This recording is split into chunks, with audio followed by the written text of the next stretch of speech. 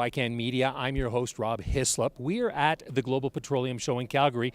We're outside on the Stampede grounds looking at some of the exhibits they've got here, and one of them is put up by Foremost. And joining us right now is Louis Stang to talk to us about Foremost. And looking at some of the posters and displays you've got here, obviously Foremost is in a lot of different areas. Yeah, absolutely. We do a mobile equipment division and we have a energy equipment division, both based out of Alberta, but we ship equipment all over the world. Our mobile division side builds tracked and wheeled vehicles for moving things as well as different processes, and our energy equipment side builds tanks and pressure vessels for mostly oil patch and a little bit of mining equipment. So what are we looking at over here? You say that you build this equipment here, yeah. So right here, there's a Husky 2 there on the site that they use it to move equipment in and out of boggy areas and hard to reach places. We have water drills there on the bottom, and vac trucks is kind of our main business there. Now you also build much of the equipment that is found on sites as well. Tell us what we've got in this display right here. So here we have some shop-built tanks that we build a lot of in Alberta. We have some field work that we do, some field tanks, and some process vessels that we ship all across Alberta to deal with oil and gas. Now, you guys also have the distinction of building and moving one of the largest structures ever in this province. Yeah, absolutely. 2 years ago, we built a large slop drum for CNRL Horizon, and it was over 40 feet diameter that we moved out of our shop. They documented it and its travel from our shop up to site, and it was kind of a cool deal. So how big? I mean, you mentioned 40 feet. How much would something like that weigh?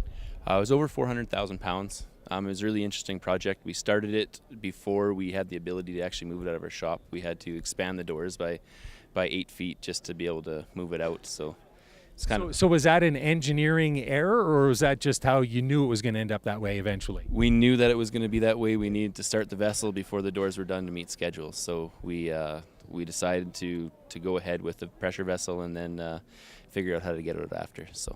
So you get it out. It's this large. Where was it going from and to, and how long did it take?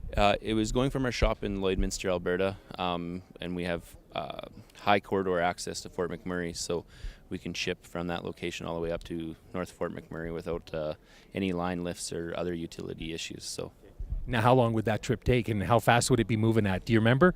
I don't really remember. It wasn't moving fast. I think it took about 4 days to make the trip. So, and the travel was mostly at night, just because it took up, both lanes of the highway, and they wanted to make sure it didn't interfere with as much traffic as possible. So when you build something like that, and it does something that nobody has ever done in this province before, there must be a level of satisfaction with the employees as well. Oh, absolutely. It definitely gave all of the employees a really good kind of morale boost. It was a little bit of an engineering feat. Nothing like that had been built in Alberta before. The structure was very, complicated, and just working with all the guys on the floor too to figure out how to put it together was satisfying for sure. So that's the largest thing that you've ever moved. What about some of the tough places you've had to move equipment into?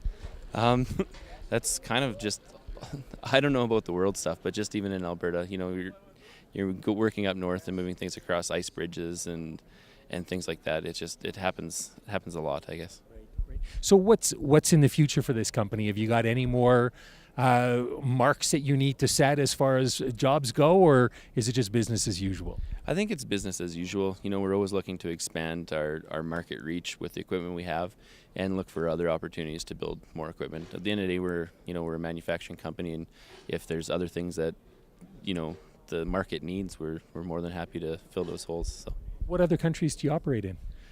Our operations are based out of Alberta, but we do have sales that reach out to really all over the world. Mm-hmm. We do a lot of vac truck sales in the States, and we've done sales really, I think, every continent, to be honest with you, besides Antarctica. So we probably shouldn't be surprised then if we hear down the road sometime that Foremost is moving the new largest piece of equipment someplace. Oh, for sure. If it's that large, it'll probably stay in Alberta. I can't see it leaving. Fair enough. Thank you so much for your time, Louis. Yeah, no problem. Thank you. All right. You've been watching us here on ICANN Media.